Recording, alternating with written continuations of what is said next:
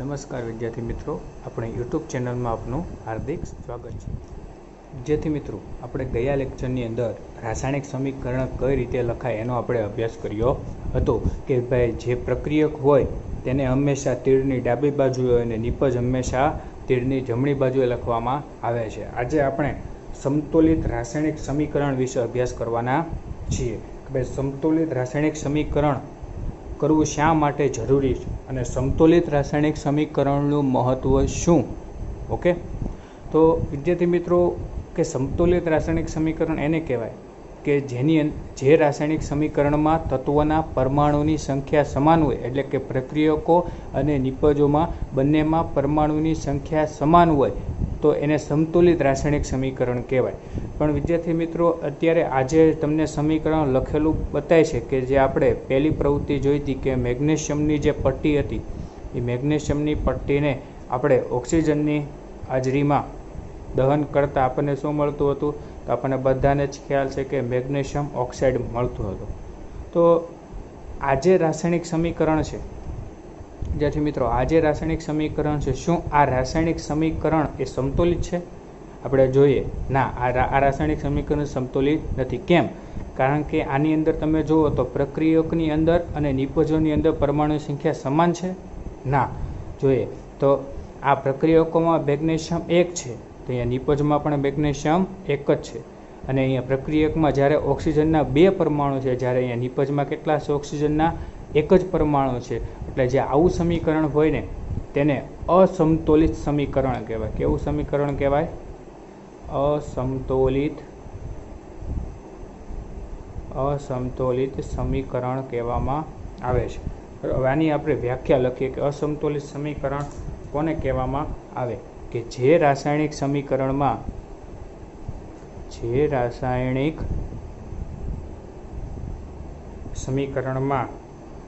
દરેક તત્વના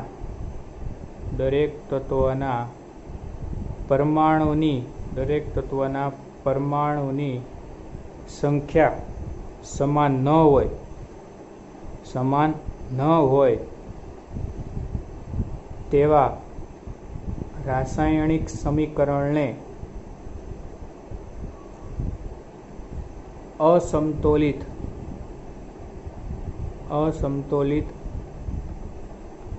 રાસાયણિક સમીકરણ કહે છે.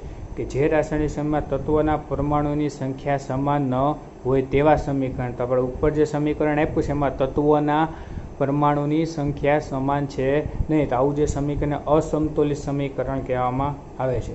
મિત્રો, ઘણીવાર જે આવું સમીકરણ હોય ને કે જેમાં તત્વોના પરમાણુની સંખ્યા સમાન ન હોય તેવા સમીકરણને ઘણી વખત કંકાલ રાસાયણિક સમીકરણ પણ કહેવામાં આવે છે. કેવું? કંકાલ રાસાયણિક સમીકરણ પણ કહેવામાં આવે છે. સમીકરણ પણ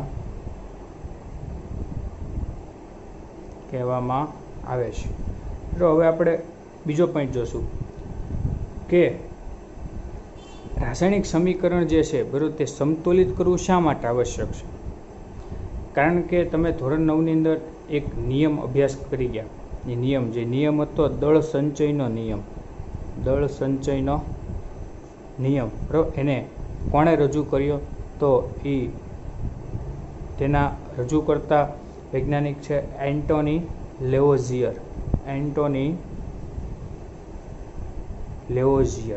એને આ નિયમ એને એવું કીધું કે કોઈ પણ રાસાયણિક પ્રક્રિયામાં દ્રવ્ય એટલે દળ, દ્રવ્યનું સર્જન કે વિનાશ થતો નથી. હવે મિત્રો, કોઈ પણ રાસાયણિક સમીકરણ હોય ને ત્યાં દળ સંચયના નિયમનું પાલન થતું હોવું જોઈએ, તો જ તે સમતોલિત સમીકરણ કહેવાય. અને આપણે ઉદાહરણ તરીકે એક ઉદાહરણ લઈએ કે જેની અંદર દળ સંચયના નિયમનું પાલન થાય છે. બીજી વસ્તુ કે જો દળ સંચયના નિયમનું પાલન થતું હોય તો એ પ્રમાણે આપણે પરમાણુની સંખ્યા પણ સમાન કરવી જોઈએ. આપણે એક સમીકરણ લઈએ કે શું તેની અંદર પરમાણુ સંખ્યા સમાન છે. આપણે બીજી પ્રવૃત્તિ આપણે જોઈ હતી, એક ઝીંક ધાતુની આપણે H2SO4 સાથે પ્રક્રિયા કરી એટલે શું બનતું હતું, તો આપણને ZnSO4 કહે તો Zn ઉપર +2 ચાર્જ, H ઉપર +1 અને SO ઉપર -2 એટલે વિરુદ્ધ વીજભાર ધરાવતા આયનો જોડાશે. એટલે કે Zn અને SO4 બંને જોડાય એટલે એમાંથી શું બનશે, ZnSO4 અને આ H2 વધ્યો એટલે કે ડાયહાઇડ્રોજન વાયુ છૂટો પડતો. હવે જોઈએ કે આમાં શું આ સમીકરણ જે છે આ સમીકરણમાં દ્રવ્ય સંચયના નિયમનું પાલન થાય છે. તો જોઈએ તો પ્રક્રિયકમાં Zn 1 છે, જ્યારે નિપજમાં પણ Zn 1 છે. પ્રક્રિયકમાં હાઇડ્રોજન 2 અને નિપજમાં પણ હાઇડ્રોજન 2. પ્રક્રિયકમાં સલ્ફર 1 છે, જ્યારે આમાં પણ સલ્ફર 1 અને ઓક્સિજન 4 પરમાણુ છે, જ્યારે નિપજમાં પણ ઓક્સિજનના 4 પરમાણુ. તો આ જે સમીકરણ છે ને તેને સમતોલિત રાસાયણિક સમીકરણ કહેવાય. અને આની અંદર તમે જુઓ તો જેટલા પ્રક્રિયકમાં પરમાણુ છે એટલા જ પરમાણુ નિપજમાં પણ છે. એટલે કે બંનેના દળ પણ કેવા હશે, સમાન હશે.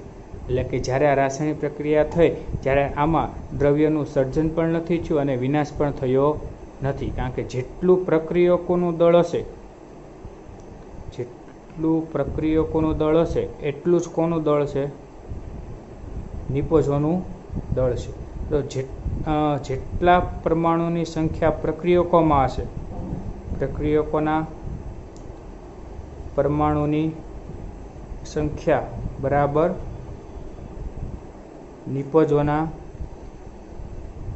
પરમાણુની સંખ્યા. કે બંનેમાં પ્રક્રિયકો અને નિપજમાં પરમાણુની સંખ્યા પણ સમાન છે અને તેનું બંનેમાં દળ પણ સમાન છે. એટલે કે આ દળ સંચયનો નિયમ, જેનું બીજું નામ છે દ્રવ્ય સંરક્ષણનો નિયમ, બરાબર, તે નિયમનું પાલન થાય છે. હવે ત્યાર પછી કે આપણે રાસાયણિક સમીકરણ આપણે સંતુલિત તો કર્યું આ, બરાબર, પણ તેનું મહત્ત્વ શું? તો રાસાયણિક સમીકરણના સમતોલનથી આપણને સૌપ્રથમ કે પ્રક્રિયક અને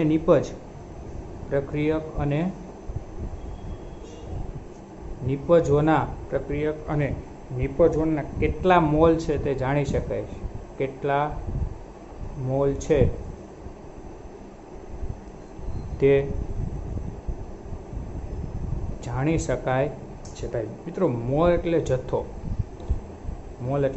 જથ્થો, કે પ્રક્રિયકનો કેટલો જથ્થો છે અને નિપજનો કેટલો જથ્થો છે એ આપણે જાણી શકીએ છીએ. તો એ કઈ રીતે આપણે જોઈએ કે આપણે આ ઉદાહરણ લઈએ મેગ્નેશિયમ વાળું, કે ભાઈ Mg+O2 એટલે શું બને, MgO. કે મિત્રો આપણને ખબર કે આ રાસાયણિક સમીકરણ સમતોલિત છે નહીં, તો આને આપણે સંતુલિત કરીએ કે આ મેગ્નેશિયમ 1 પણ અહીંયા ઓક્સિજન 2 છે, અહીંયા ઓક્સિજન 1 જ છે. એટલે અહીંયા આપણે 2 ઓક્સિજન અહીંયા આપણે 2 વડે તેને ગુણવા પડે એટલે 2 ઓક્સિજન થઈ ગયા, પણ સાથે સાથે 2 મેગ્નેશિયમ પણ થયા એટલે અહીંયા પણ 2 મેગ્નેશિયમ કરવા પડે. તો આનો અર્થ એવો થાય કે જો ભાઈ મેગ્નેશિયમના 2 મોલ અને ઓક્સિજનનો 1 મોલ, મેગ્નેશિયમના કેટલા મોલ છે, 2 મોલ, ઓક્સિજનનો 1 મોલ, ત્યારે મેગ્નેશિયમ ઓક્સાઇડના કેટલા મોલ મળે છે, 2 મોલ મળે. તો આ પ્રમાણે પ્રક્રિયકો અને નિપજોના કેટલા મોલ છે તે આપણે જાણી શકીએ છીએ. ઓકે, પ્રક્રિયકો અને નિપજોના કેટલા મોલ છે આપણે આ સમીકરણ સંતુલિત કર્યું એટલે આપણને ખબર પડી કે કેટલા મોલ છે તે જાણી શકાય છે. ત્યાર પછી બીજું કે પ્રક્રિયકોનો કેટલો જથ્થો પ્રક્રિયામાં વપરાય છે. ત્યાર પછી બીજું છે કે પ્રક્રિયકોનો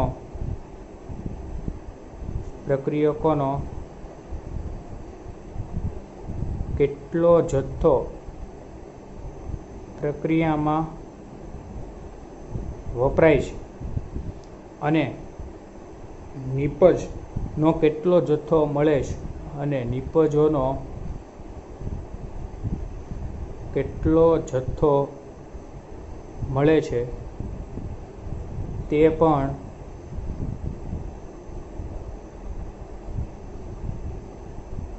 જાણી શકાય છે. કે ભાઈ પ્રક્રિયકમાં કેટલો જથ્થો વપરાય છે અને નિપજમાં કેટલો જથ્થો મળે છે. આપણે આગળનું રાસાયણિક સમીકરણ જુઓ કે જેની અંદર પ્રક્રિયકમાં ટોટલ કેટલા મોલ વપરાણા, 3 મોલ વપરાણા, 2 મોલ મેગ્નેશિયમ, 1 મોલ ઓક્સિજન, અને નિપજમાં કેટલા મોલ મળ્યા? 2 મોલ.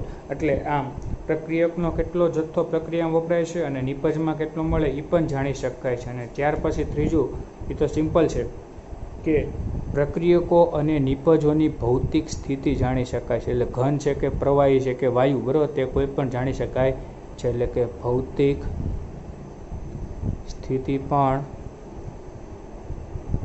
જાણી શકાય છે. ઓકે, હવે આપણે આવતા લેક્ચરની હવે આપણે આની પછી હવે આપણે એક સમીકરણ આખું સમતોલિત કરશું અને એ સમીકરણ સમતોલિત કરવા માટેના અલગ અલગ એના સોપાન છે, બરાબર, એનો તબક્કાવાર અભ્યાસ કરીશું. ઓકે મિત્રો, જો વિડીયો ગમે તો અમારી ચેનલને સબસ્ક્રાઇબ જરૂર કરજો.